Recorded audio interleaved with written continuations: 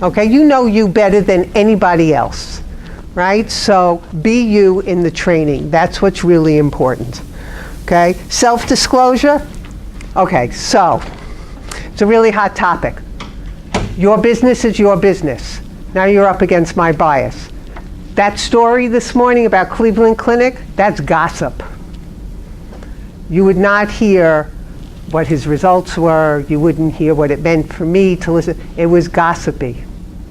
You get it? No self-disclosure. I have 5 aces and look at me. I'm making this up, okay? The bottom line is, this is not our group. This is a group of providers, and when the providers start to self-disclose, stop them.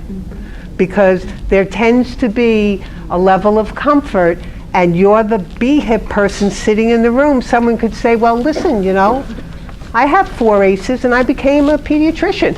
You'll go, you're dandelion, thanks for that information, and let's keep it moving now. There you go. Right, I wasn't sure where, I'm stuck with Joyce saying some people eat dandelions, so. I was thinking, and hamsters eat their young, so. Okay, but listen, no self-disclosure. It's really very little. If thank you, if someone discloses, because sometimes people just do, you just say, thank you so much for that information. That really helps us along, and you move to the next point, okay? And know how to wrap up the session and navigate the discussion. You're piloting the ship, okay? Time management skills. You have the skills to lead an educational group. You want to keep them focused and keep them moving. And they're going to let you know that they're out of time, because you're going to get this. I've seen a lot of providers do heavy breathing, but not in the good kind, okay? Good pacing requires flexibility, time management. The question about how long do you wait? Here's the deal. If you wait too long, the people sitting in the room get frustrated and you lose them. So someone's 2 minutes late, just get started. That's my preference. And someone walks in, thanks for joining us. This is where we are. I'll catch you up after. Okay.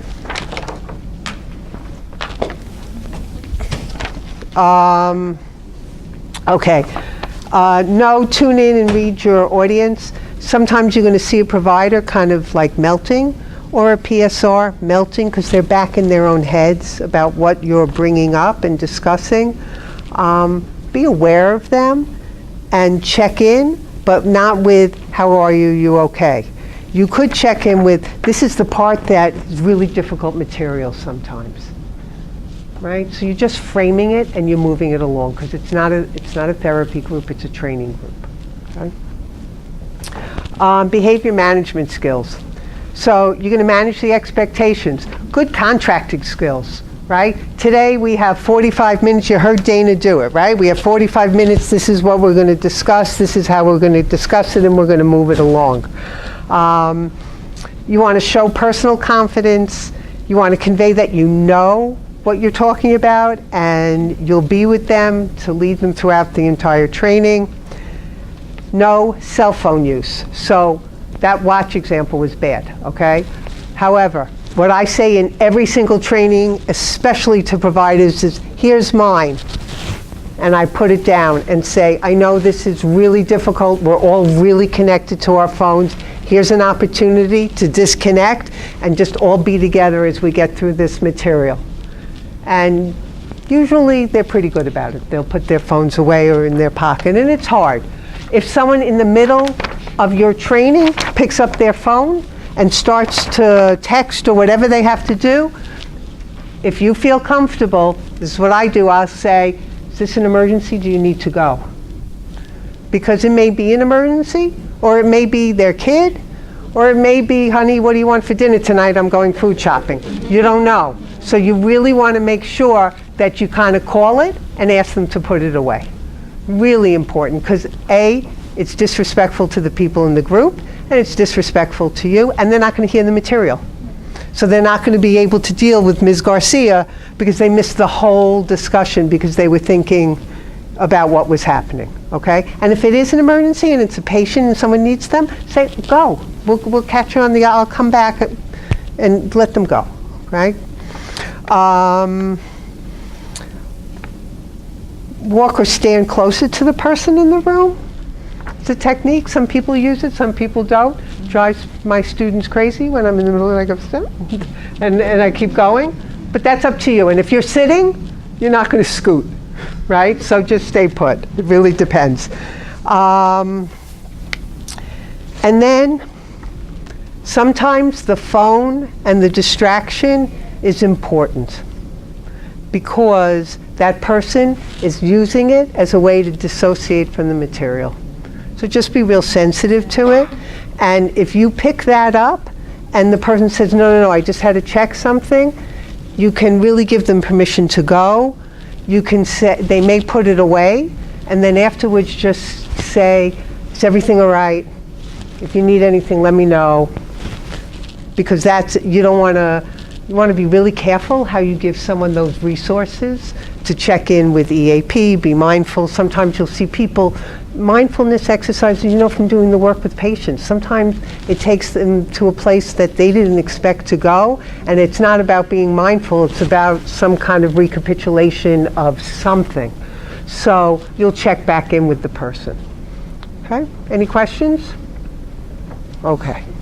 Thanks. So now we are going to break into our groups. Thank you so much, Dr. Mello. Thanks. We have 4 groups. It's okay.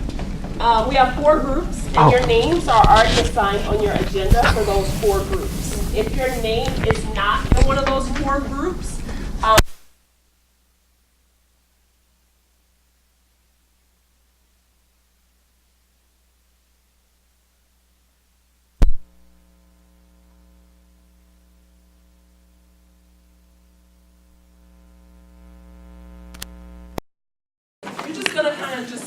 join a group and listen to the people practice and then give them some feedback. You don't have to verbally give this feedback. You can just write it down and hand them the feedback, or if you want to verbally. This is a supportive feedback process, strength-based. Everyone has a different presentation style, so the feedback might look something like, I really like how you were able to say those words at a tone that you can hear them. It might be more helpful if I can hear them too. That's also a nice way to say, you were whispering, I could not hear you. So it's strength-based, and so we're not trying to make people be the best presenter of all time, but help them be the best presenter that they can be in ways that they can grow. Okay? So, group 1, are the numbers still up for this one from this morning? No? Okay. This was for 1 over here, right? Well, let's just keep going. So, this is 2? No, this is 1, 2, 3, 4. This was 1, 2. Okay. 4, 3, 2, 1. Okay? And if you're in that group, it says it right here. Okay? So now, before I presented the content and it was new. Now you've had a chance to kind of feel the slides in your hand, say the words. If you're a listener, hear it from a different presentation perspective. What questions still remain?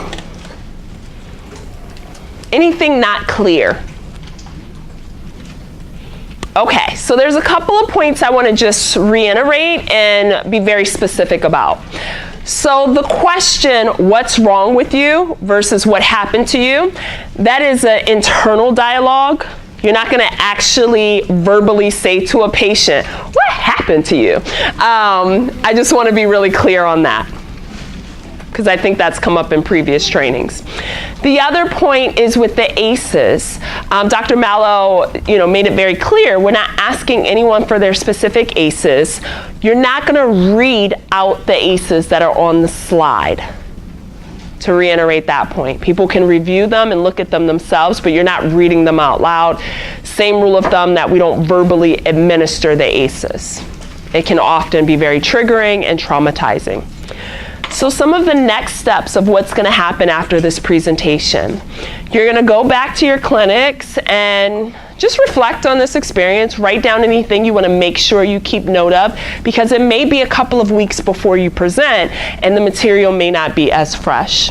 When you get the email of the dates and the times for your presentation, try and carve out about 30 minutes before the presentation so you can practice and just like reorient yourself, make sure you have all your slides. You might even want to do that a few days before, so if you have any questions, you can email me and I can answer them.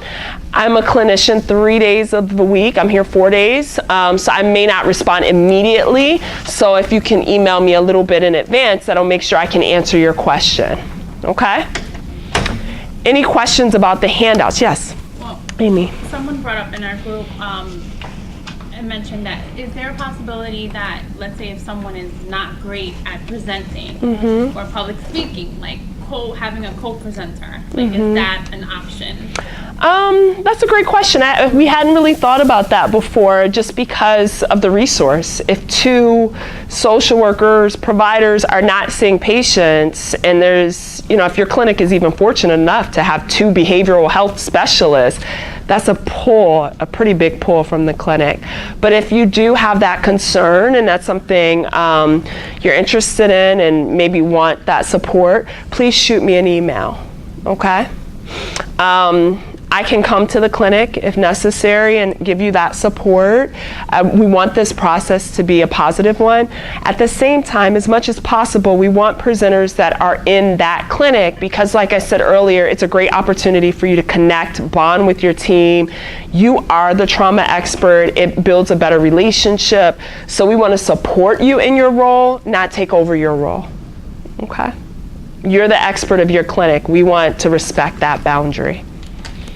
Other questions? Yes. Are the presentations going to be scheduled on 3 different days? Or? It depends on the clinic. Okay. It might be 3 different days. It might be back to back. It's all based on the clinic schedule. Like I think earlier you had someone made the point that every clinic is different. And some clinics do huddles and some don't. And some, when we've done the schedules in the past, some clinics give us their schedule right away. Others, it might go till November to the last day. You'll just kind of know your clinic. Yeah, but you'll be given enough notice that patients can be scheduled around and that kind of thing. Okay. Other questions, comments, concerns? Well, I think the last thing is to really just give yourselves a round of applause. We are doing a great service for MMG and for our patients.